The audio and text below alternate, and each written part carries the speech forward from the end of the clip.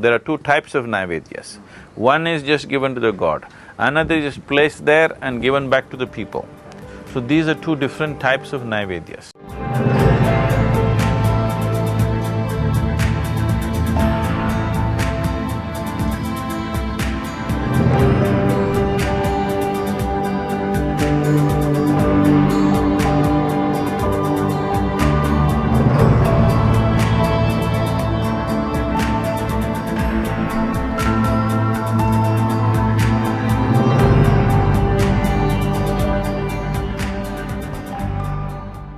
Because they want to eat. The god doesn't eat, how do we eat?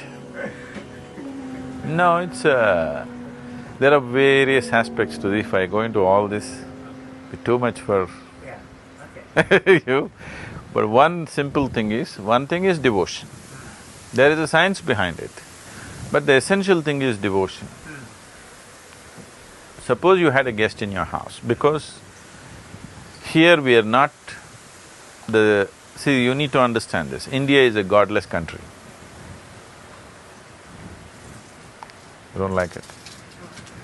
When I say a godless country, this is the only culture which clearly understands that God is our making. Everywhere else people think God made them. Here we know it is we who made the gods. There's a whole technology of God making in this country, that you can make a god that you want. So we have today 330 million gods and goddesses. But that happened when our population was 330 million. Since then, since the Europeans came and others came and made us feel ashamed of many gods, we lost our imagination. We are trying to reduce the number of gods. But whatever said and done, there'll be 2 dozen gods in every home. Below that they can't go, minimum 2 dozen. Less than that we'll feel kind of lost Now, the idea of a god up there is essentially a Western idea. When I say Western, anything west of India is west for us which includes Pakistan So it's just essentially that. Here we never looked at that way. Here we said, you can have any number of gods you want. In our same house, they're worshipping 25 gods. You see, the Indian households. So how can you worship 25 gods? 25 gods only because our houses are not big enough, otherwise we would have put 2500 gods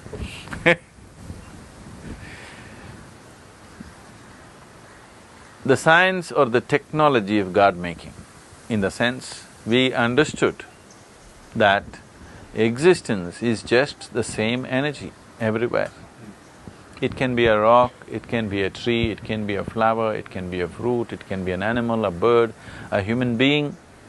So if a rock can be a human being, see what was soil, what was mud out there became food.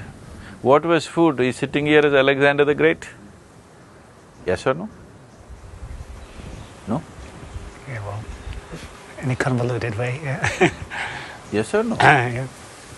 What was there, I was walking upon it yesterday. Today it is sitting here as Alexander the Great. This Alexander the Great, the old one, is there now. Yes or no? So if mud can become Alexander, can't we fine-tune it to become something more?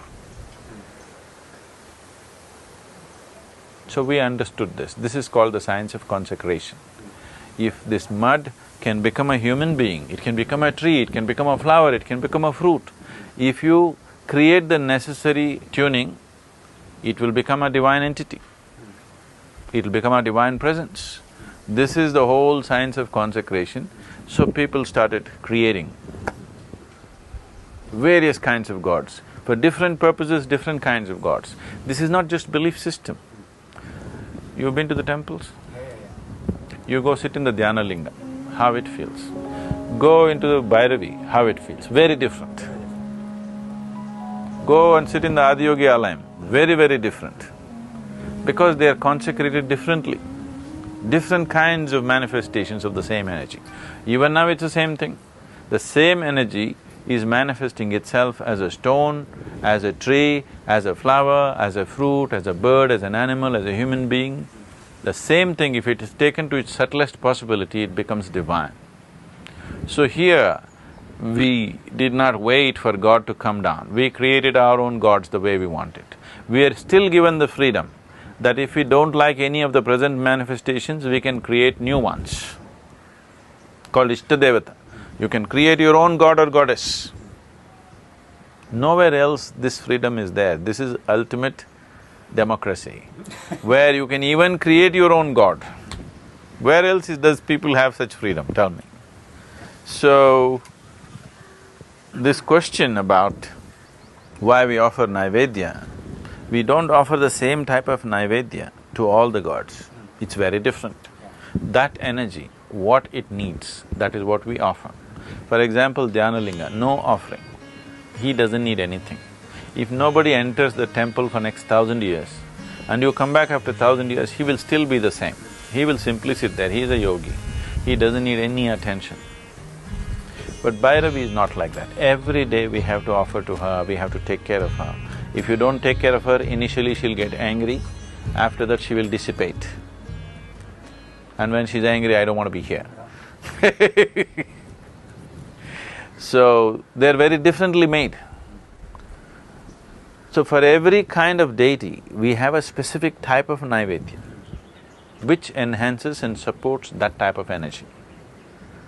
So there is a whole science behind it. From the leaf and the flower and the fruit and the food, everything is different for every deity. Today, there are a lot of people are simply doing something, whatever they know. But if you go look back into the tradition, very distinctly defined that this is what you must offer to this deity, because every substance has its own vibration. You take you take this bamboo leaf into your hand and feel it, how it feels. You take that other leaf and hold it and see how it feels. Every tree and every leaf will feel different. If you are sensitive, if you're not sensitive to it, everything is you can ignore everything and go on. So, what you offer to a particular deity is all structured in such a way that it enhances that energy, it supports that energy. Either to enhance that or to receive it. Both, there are two types of naivedhyas. One is just given to the god, another is just placed there and given back to the people. So these are two different types of naivedhyas. One is for you, one is for that. One is to enhance that energy, that's your contribution. Another is to receive that energy so that you can take it home with you. So these are two different aspects. It's a very elaborate system.